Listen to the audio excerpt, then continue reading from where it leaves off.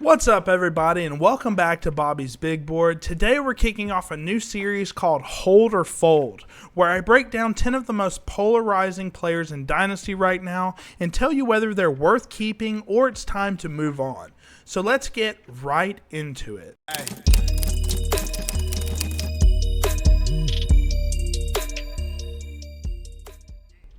Alright guys, so the first guy that we're talking about is Christian Watson for the Green Bay Packers. And if you look at his dynasty value, he's been fairly hyped up over the past few seasons. But unfortunately, he's just had a terrible tendency of getting hurt over and over and over. It was a hamstring issue for a while. Then he tore his ACL late last season, so he's probably not going to be ready for at least the good majority of this season as well.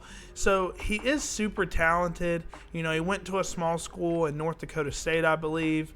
Super big, fast, vertical X receiver who's a gifted athlete. But just with Matthew Golden coming in the first round and just his likelihood of him getting a second contract in Green Bay and him just not being consistent as a wide receiver is definitely leaning for me to fold him, unfortunately. So yeah, if you guys have him in your dynasty rosters, he's probably sitting in your IR slot right now. So I would look to try and flip him for a late second or a third, maybe, if somebody really believes in the talent. But you're probably going to end up cutting him after next season since he's not going to put up barely any stats in 2025.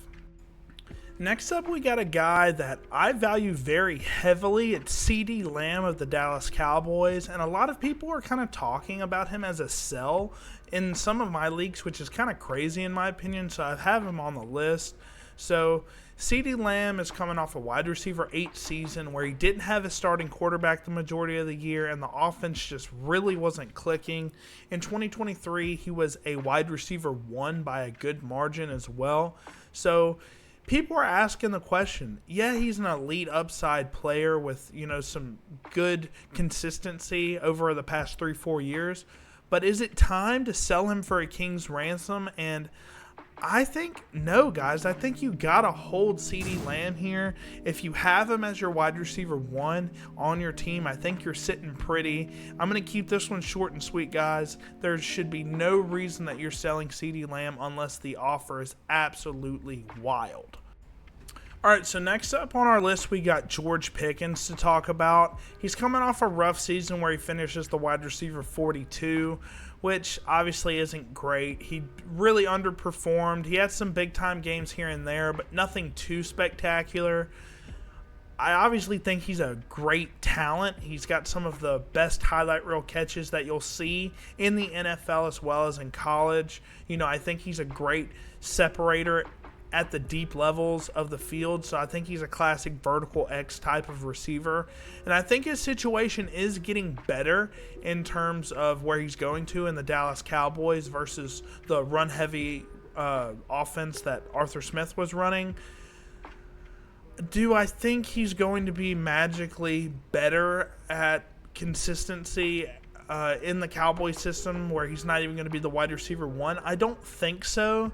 And, he's got a little bit of a spike in value since he's been traded. So, guys, I think he's a fold for me. I've been trading him for some pretty solid deals here lately just because people are a little high on him now since he's going to the Cowboys. And, outside of that one season with Michael Gallup, they really haven't had too many wide receiver 2s do good in that Cowboys offense here lately. And, with Pickens, I've traded him straight up for Matthew Golden, who I know I've hated on in the past, but I'd rather have Golden than Pickens right now because at least we know what Pickens is. So, yeah, guys, if you can trade him for a late first-round rookie pick or maybe even an early second, I would lean towards a late first if you could, or some player that's equivalent to those picks. I would absolutely do that in a heartbeat. So, yeah, if you're trying to ship off Pickens, I would absolutely do that. All right, up next is another polarizing player in Dynasty. We've got Kyren Williams for the Los Angeles Rams, who's coming off back-to-back top 10 running back finishes in fantasy, which obviously, as you can see with his Dynasty value, it's absolutely skyrocketed him up the boards.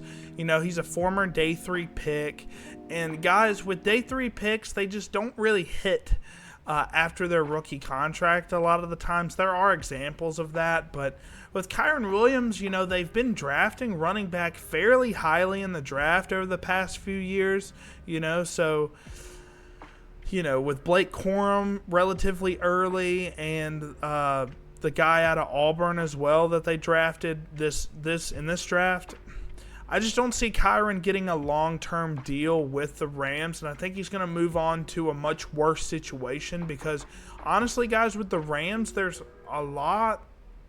not much better systems to be in terms of a running back than, you know, the 49ers, the Rams, those types of offenses.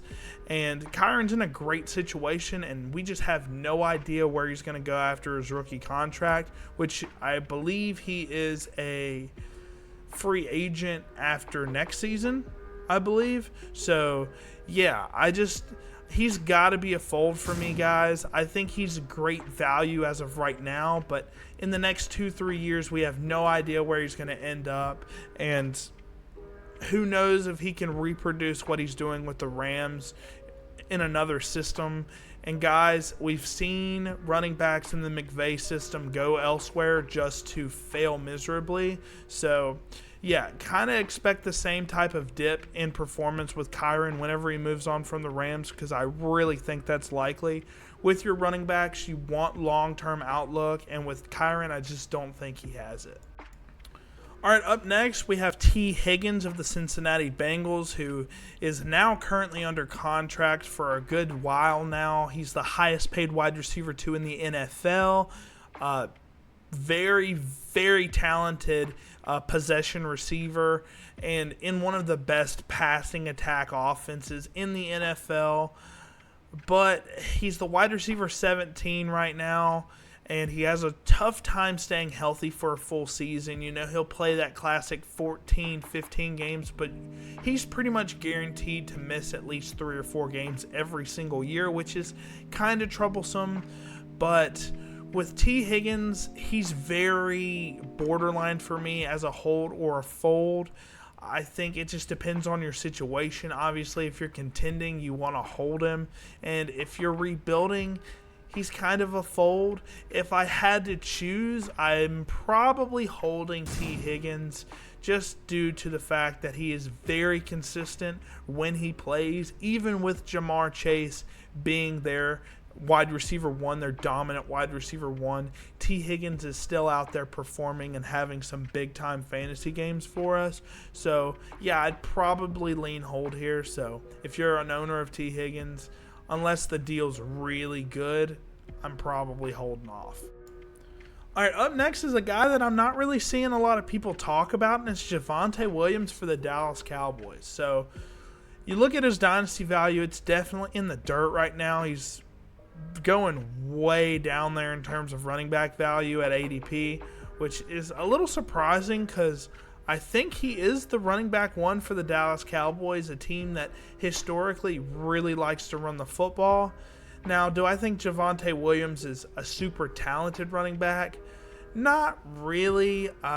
You know, over the past few seasons, we really haven't seen him do very much just because he's been kind of in a committee for over the past couple of years with the Broncos. So in Dallas, you know, they have Jaden Blue, who I don't really seem to find that talented just by watching his tape. I found him pretty underwhelming. Deuce Vaughn has been very underwhelming in the NFL. So Javonte Williams is the only guy that's really proven to be a consistent, maybe not consistent, but like an average-ish type of running back in the NFL so far. And where he's at right now, you know, he still finishes the RB30 despite being in a committee of, you know, 3 running backs. So, you know, if you're a Javonte Williams owner, his value is so in the dirt right now that there's no point in giving him away. So I think he's a clear hold right now. Just kind of see what he does with the Cowboys. I know they're their O-line's not great. He's got some, injury problems as well, and he doesn't look nearly as explosive as he once did, especially as a rookie. But I'm just curious to see what he does in Dallas. So, yeah, for now, he's going to be a hold until, he flames out. Because I think if you're owning Javonte, you're either keeping him on your roster or you're basically cutting him whenever he fails. All right, one of the quarterbacks that doesn't get talked about a lot is Michael Penix Jr., a guy that when he got picked, I wasn't really in love with the pick for the Falcons, especially with the quarterback situation. They had Kirk Cousins, and that kind of, made things awkward in the organization. But with Michael Penix Jr., I just wasn't in love with the talent. I thought he was an accurate guy, but he's got multiple season-ending injuries, only, a year of pretty solid tape. So with me, he comes in late in the season. He only had 2 starts, basically, and, he threw 3 touchdowns and 3 picks. One of those picks was completely not his fault. Kyle Pitts completely sold. He showed me some good throws, and then he showed me a lot of him doing way too much with his throws. I think he's overall pretty underwhelming, and what he's going for right now in terms of his trade value, I think you can absolutely do better, and any of the quarterbacks around his range, I'm probably drafting over him, so I think he's a clear fold right now. Ship him off for something else, get another first-round pick or something like that, because I just don't see Michael Penix Jr. being the long-term answer for the Falcons, even though they did draft him top 10 overall. Finally, we have a tight end on this list. We've got T.J. Hawkinson, who had a pretty rough year because he was coming off of an ACL tear, so he didn't get in till late in the season. But when he did play, he was relatively solid. He's shown seasons of the past being a top 10 tight end in the NFL. And yeah, he's 28 years old, coming off multiple injuries at this point. But I do think being in that Kevin O'Connell offense really will help TJ Hawkinson still and just pole vault him into a top 12 finish at the tight end position if he stays healthy. So if you have TJ Hawkinson, he's a clear hold for me, especially if you are competing. If you're rebuilding, I still wouldn't sell him right now until he has a few good games under his belt, because you're selling him, as you can see, at a dip in price right now. And you don't really want to do that. You want to get the most value for your players. And once TJ Hawkinson has a few good games in a row under his belt, then if you're rebuilding, I would ship him off then. All right, we got another quarterback here in Drake May of the New England Patriots, who has had a pretty interesting outlook in terms of Dynasty, right? He played about half of the year, a little over half the year this past season, finishes the QB 23, really showcased some high-end rushing upside, not like Lamar Jackson or Jaden Daniels, but definitely up there in terms of like that Josh Allen territory, somewhere in there. He showed some really good throws on tape as well, and then some, head scratchers at time. One of the ones he threw straight to the linebacker. But overall, he looked pretty clean on tape. Some of the best tape from a rookie quarterback I've ever seen in terms of consistency. If you look at his raw numbers, 15 touchdowns to 10 picks, it doesn't look too great, but I think Drake May, especially with some of the weapons that they added, like Kyle Williams and Travion Henderson, I think he is a clear hold right now. I'm saying this as I just sold him last week, but I got a really good deal on him in my opinion. I got Patrick Mahomes and a whole lot of other goodies for him. So with Drake May, I think he's a clear hold. I think he's a clear breakout for year 2. So, great arm, great size, great throwing mechanics as well. Absolutely phenomenal draft capital, top 3 draft capital. So with Kyle Williams, Stephon Diggs, Hunter Henry, not the best group of pass catchers, but I think it's better than what he did last year. And we'll see. I think Drake May is the real deal, guys. And if you have him, unless the deal is absolutely phenomenal, I think you should hold him. All right, last up on the list, I wanted to end it off with a little bit of controversy. We've got Devon Achane of the Miami Dolphins. So, Achane has had an interesting career thus far. He was a third-round pick, didn't really play a whole lot in 2023, but when he did, he was very efficient. He averaged an ungodly 6 yards per carry, 7 yards per carry or something like that. Had some big boom runs in his rookie season, and people were kind of hyped for him coming into 2024, and he kind of delivered. He's the RB5, caught a ton of passes, didn't have over 1,000 rushing yards. The rushing offense for the Dolphins was atrocious because their guard play was very horrible last season. But with Achane, he's interesting because Tua and that offense as a whole. So Tua went down that year, and that caused the offense to be very, very poor for a good majority of the season.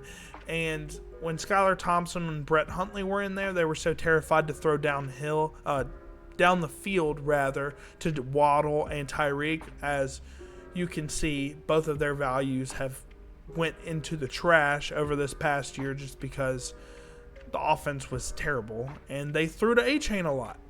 And when Tua came back, they started to get their groove back a little bit, throwing to Tyreek and Waddle a little bit more.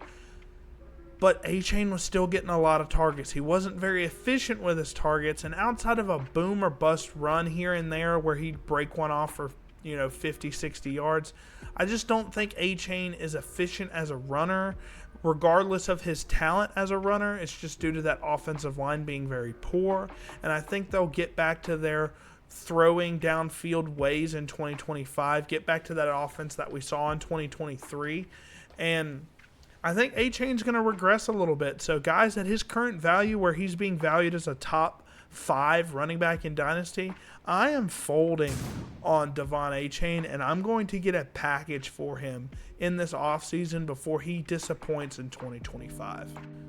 Let me know in the comments which players you're holding or folding headed into 2025, and don't forget to like and subscribe for more Dynasty strategy content every single week. So thank you guys for watching as always, and I'll catch you in the next one. See ya. Hey.